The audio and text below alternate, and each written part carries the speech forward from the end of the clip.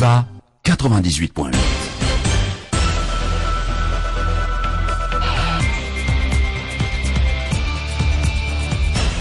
Mamerina ny fiarabana tomboky lasy tomboky vavy ary manasana araka ny fahampalalam-baovao amin'ity atoandro ity eto amin'ny onjam-peny vivana Muriel no eto amin'ny fanolorana Iandrazato Salama kosa no misana ny etsy amin'ny lafin'ny teknika manasana hoe izahay anaraka izany hatramin'ny farany.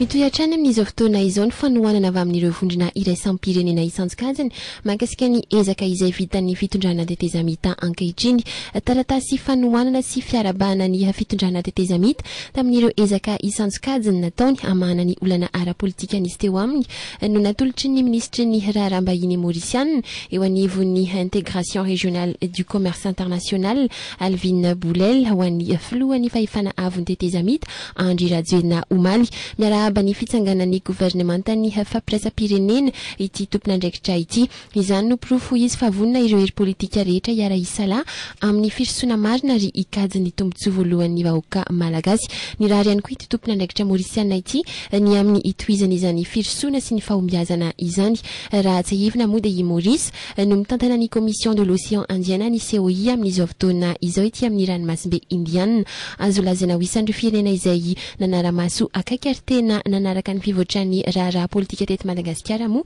i Maurice saika tazana teny amin'ireo fanelanana notarian'ny Dr Leonardo Simao avy tao amin'ny vondrona SADC hatrany ny masivoan'ny Maurice eto amintsika ary nanolotra tsy ampiambambana ny andraisana ny bureau de liaison apetraky ny vondrom-pampandrosoana aty Afrika tapany atsimina ny Afrika Australe izay ho apetraka aty Madagasikara i Maurice voarakitra mazava ao anatin'izany taratasy izany ihany koa ny fanohanana tsy misy fipetrany dingana izay vitan'ny fitondrana tetezamita izay tarihin'ny filohan'ny fahefana avon'ny tetezamita Andry Rajoelina tafiditra ao anatin'izany ihany koa ny fanohanana ireo fifidianana izay ho tanterahana manaraka eto amin'ny tany sy ny firenena.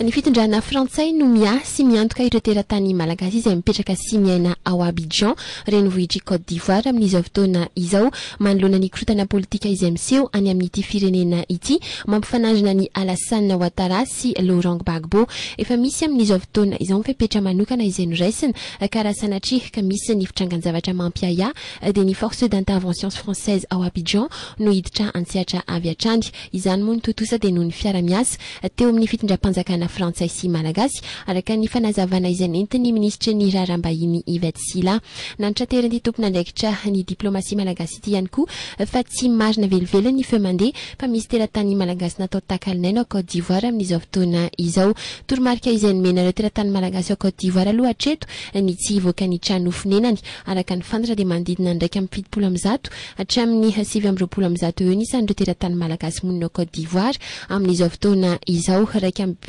ambizato ny isa nomen'ny masivoan'ny Sénégal eto amintsika raha tokoa saka 720 no taremarika voaray eny anivon'ny ambasady frantsay any Antoerana hatreto aloha araka izany dia tsy mbola misy ny fepetra fampidina ireo malagasy ao Côte d'Ivoire efa maro kosa ireo civil izay mitsompinenana ao amin'ity firenena ity noho ny tsy fandriampahalemana sy noho ny pobasy izay tsy mitsahatra amin'izao fotoana izao.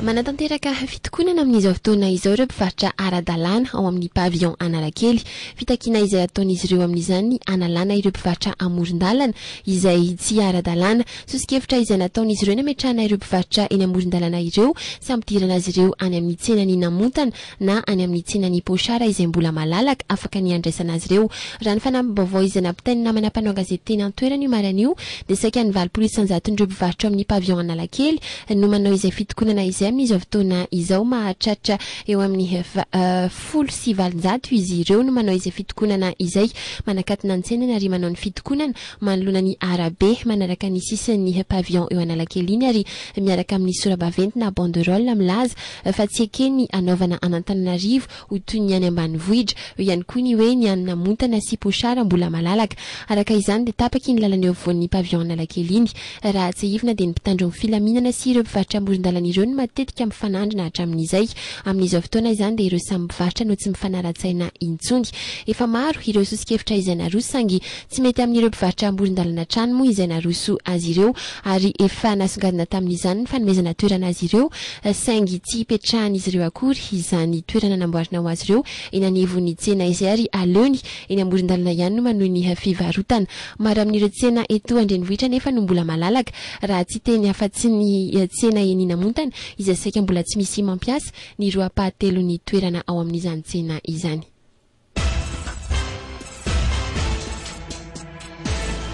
Mampitandrina ireo mikasa anankirotana amin'ny fampiakarana ny vidin-tsolika eto amintsika kosa amin'ny anatanterana fitokonana ny ministeran'ny arenakibon'ny tany sy ny solika Mamiratovo Malala no mafisin'ireo tompon'andraikitra tamin'izany fa isan'ny fipetra izay horaisin'ny fitondram-panjakana manoloana izay mety tsy ho fanarahan-dalàna mifanandrify indrindra amin'izany ny didim-panjakana namaritra fa ao anatin'ny enim-bolana dia ny fanjakana no iantsoroka ary anara-maso ny famaritana ny vidin-tsolika eto amintsika. Tao anatin'ny iray volana raha noanitra teran'ny ministra Mamiratovo Malala dia nisy hoe izy ny fandiniana natao makasika ny fivoaran'ny vidin-tsolika ka tsapa tamin'izany fa tsy mifanahaka amin'ny tranga miseho isan-taona ny hoe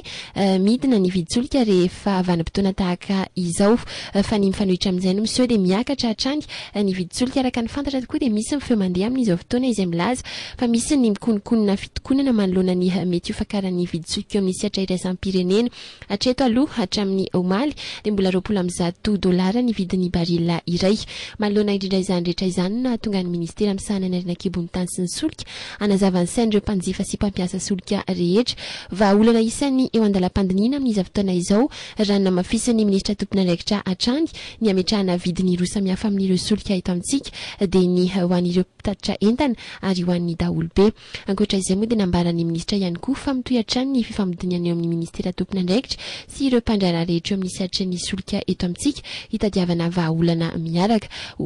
Omaly moa nitondranyity ministra ity izay fanampanazavana mahakasika ny vidin-tsolika izay.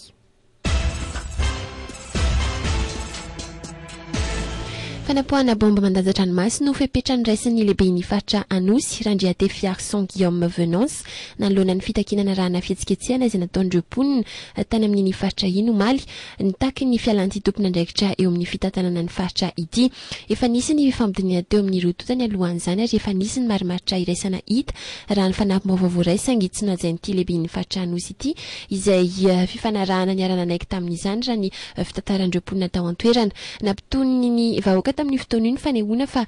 fahenona fa hisy solotenan'ny gouvernemanta ho avy ao an-toerana andamina ny raha rasy ny olana miseho amin'ny faritra misy azy ireo iny akory nefa nagagan'ireo mponina ampitsiny iny izany hoe maly raha nahita fa mpitandro ny filaminana no niandry azy ireo raha toka nikasa ny hiditra tao amin'ny toeram-piasan'ny lehibe ny faritra izy ireo. Fombarena dia efa teo ireo mpitandro ny filaminana ireo ary nanakana ireo vahoaka tokony ho tamin'ny 140 atoandro teo kosa Omaly no nanomboka napoaka amin'ny bomba mandanjatra-ranomaso ireo mpitandro ny filaminana ireo ka rava ny fihetsiketsehana taorin'izay tena izy fidirana mivantana nataon'ny ity lehibe ny faritra ity tamina onjam-peo iray tao an-toerana nanambarany fa mandany vola mitetina 570 amin'ny tapitrisa ariary isam-bolana ny faritra Anosy ho fampandrosoana ny tanàna teny izay vao miana atesitra ireo vahoaka. Nambarany tamin'izany onjam-peo izany ihany koa fa ny mpitondra amin'ny rahalahy mitantana ny tany sy ny fanjakana no nanome tsodrano azy ka tsy misy ny atahorany. Isan'ny antony angatahan'ny vahoaka moa fialanty lehibe ny faritra ity no ny fitantanana tsy mahomby sy ny tsy mahafapo izay ataony hatramin'izay. Manoloana izany zava-mitranga izany dia miantso ny fanjakana mahefy ireo mponina ao an-toerana sy ireo olobe izay manamelika tanteraka izao zava-mitranga izao miantso ny fanjakana mahefy mba hijery akaiky ity olana miseho ao amin'ny faritra Anosy ity. Tafakatra 440 kosa ireo maty ny fihinanana ilay trondro antsoina hoe geba ny toliary ao amin'ny fokontany antsoina hoe Mahavatsy voalohany sy faharoa. Raha tsy aivina dia nanomboka ny alatsinainy teo ny nahafantarana fa olona enina ny maty noho ny fihinana ity karazana trondro-dranomasina ity. Ny atalata teo izany hoe Omaly dia tafakatra 440 izy ireo no namono ainy noho ny fihinana ity geba ity ka 7 lehilahy ary 7 vehivavy. Raha ny fanampim-baovao iray avao an-toerana ihany dia manodidina 520 hatramin'ny 450 taona avokoa ireo tena vao mafy tamin'ny fihinana ity trondro ity zaza iray latsaky ny 4 taona ny iray tamin'ireo namoniny ireo, telo kosa ireo latsaky ny 4 taona, 4 am'zato hatreto kosa ny isan'ireo nampidirina toeram-pitsaboana. Trondro karazany telo no ahina mankarary sy mahafaty ireo mponina any amin'ny tapany atsimon'ny nosiny dia ity karazana trondro antsoina hoe geba ity, ny dadezo ary ny longombato. Ireo karazana trondro telo ireo dia samy mihinana irony lomotra misy pozina any anaty ranomasina irony avokoa. Manomboka ny volana novambra isan-taona hatramin'ny faraparan'ny volana mars no vokatra ity karazana lomotra anaty ranomasina ity izay lasa sakafo fihinan'ireo karazana trondro telo voatanisa ireo. Fantatra fa efa nandray mifepetra amin'ny fanandrifa aminy avokoa ireo tompona andraikitra tsirairay tao an-toerana dia ny faritra ny distrika, ireo komuna isantsokajiny ary ireo mpitandro ny filaminana. Fantatra ihany koa fa andray ny andraiky ny fahefana mahefa hatreto dia maimaimpoana ny fitsaboana sy fandraisana antanana ireo marary vokatry ny fihinanana ity geba ity. Ankoatra izay dia fantatra fa olona iray lehibe ao an-toerana amin'izao fotoana izao ny tsy fahampian'igidoro ao amin'ireo toeram-pitsaboana andraisana ireo marary izay tsy mitsaha mitombo ireo. Ho an'ireo efa mividy fanafody tamin'ny volany manokana kosa dia isy ny famerenana ny volan'izy ireo mba hitovy ny omena ny tsirairay ka tsy isy ny tombo siala amin'izany fitsaboana noho ny fihinanana ity karazana trondro antsoina hoe geba ao Toliary ity.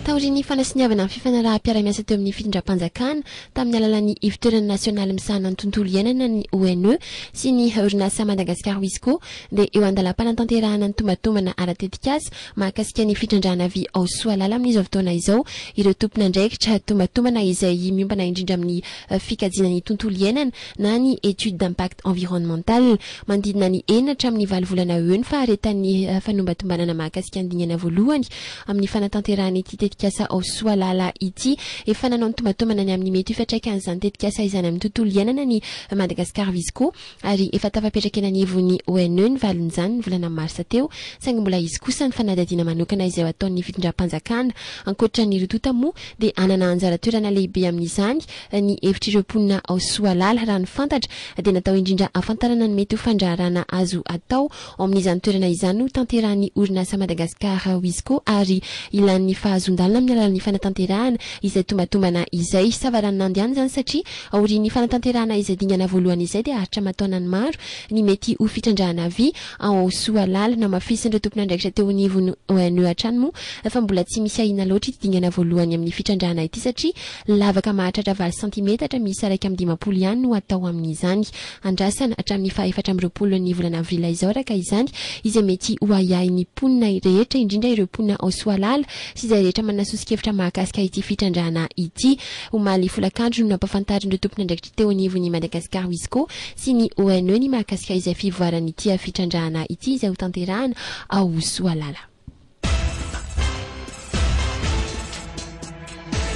Ho fanatsarana ny sehatry ny hainao manjery izay isan'ny vaindohan-draharaha napetraky ny ministra ny serasera vaovao Rahadjason ary Laurent dia anatanteraka fihaonana amin'ireo tompona andraikitra sy tompona haino amanjery tsy miankina raha ampitso eny amin'ny Hôtel Carlton Anosy ity ministera izay tantanany ity no fihaonam-be voalohany amin'ny ministra vaovao ahafahana mifanakalo-hevitra ary maneho ny fomba fijery momba ny tontolon'ny asa fanaovana gazety eto amintsika. Raha tsy ivona moa dia efa nisy ny fihaonan'ity tompona andraikitra ity fa tamin'ireo mpiasan'ny ministera izay adiny sy ireo tompona andraikitra teo anivon'ny ORTM andro vitsy izay raha mpitso amin'ny 1 folakandro kosa etsy amin'ny Hôtel Carlton Anosy no anatanterahany izay fihaonana amin'ireo tompona andraikitra eo amin'ny tompona andraikitra sy tompona haino amanjery tsy miankina izay.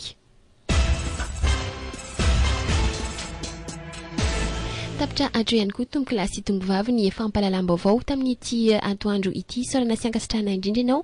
ny ansi nanaraka izany hatramin'ny farany ana Muriel ny teto amin'ny fanolorana iandra zafisalama kosa ny tetsy amin'ny lafin'ny teknika mamy fotoananao izahay amin'ny 3 folakandro ao anatin'ny fitom-baovao hatrany mirarinao azotomana kosa raha toa ka tratranay eo aby sakafoanana ianao veloma tompoko.